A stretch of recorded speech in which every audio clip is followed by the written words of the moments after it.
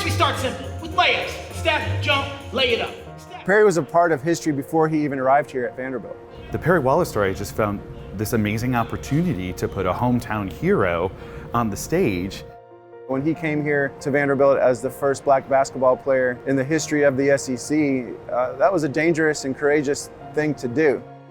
I know that I wouldn't have had the opportunity to come to Vanderbilt if he didn't have the courage. And I think at the time, he was just trying to get an education and play basketball. My poor little children, one day live in a nation where they will not be judged by the color of their skin, but by the content of their character. I have a dream today. Perry Wallace grew up in Nashville during the height of the civil rights movement. He told me that when he was 12 years old, it was 1960, it's when the lunch counter sit-ins were taking place in downtown Nashville, and he wanted to see history being made with his own eyes. Can y'all keep a secret? Yeah. There's a sit-in happening today. Right now. I heard about it on the radio. And I'm going.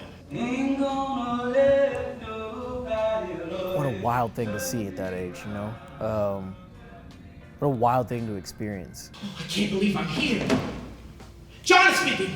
I like a glass of water, coffee, eggs and toast, please.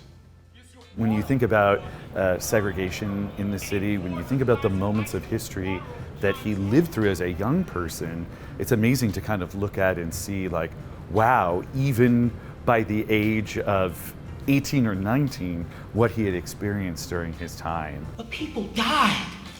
And all because we demand to be treated like everyone else. How was he able to be so resilient? You know, it's not everybody who was able to move through life at the same period that he did and have the same experiences who did all the great things that Perry did.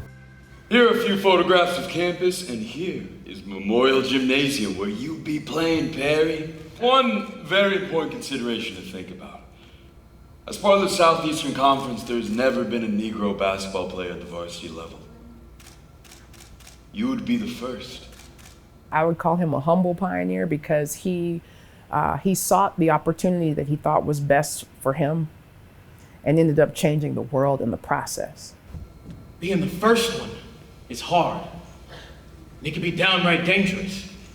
When I think about this first, I think about the sit-ins, the marches in Selma, honest Negroes willingly sacrificing for the rights of all Negroes.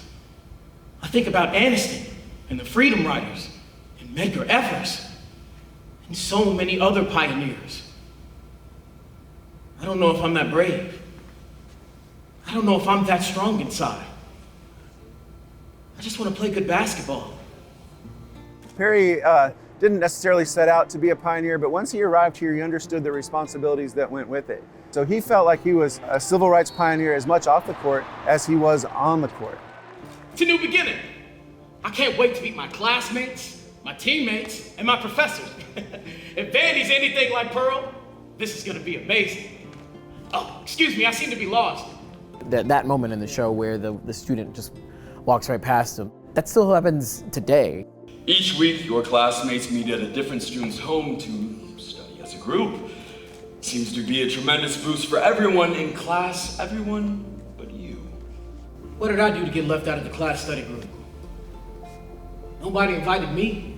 It's crazy to think about the fact that in the 1960s, some of the things that are being said are echoed through today. There are some strong parallels, and I think it's so beautifully written because of those parallels. You hear them chanting out there? All that hate they're spewing? Some of the places that they went to, Oxford, were just tremendously hateful, and it was dangerous. It was physically dangerous for he and Godfrey to be there. I think that's one of the things that separates these pioneers from the people who are also great. Once the curtains close here, I go home to my house. Him, I mean, he had to live in that moment. That's incredible. It's daunting. I think that our coaches have done a great job of celebrating their history and making sure that our current student athletes know their history.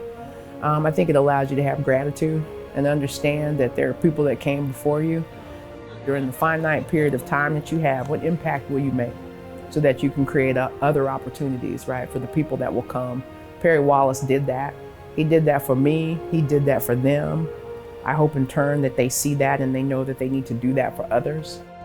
Part of Perry's legacy is the way he was able to make change doing something he loved, doing something that brought him such joy, and that hopefully a young audience member can sit in our theater and see that and go, I can make a difference, I can make change doing what I love. What is his legacy?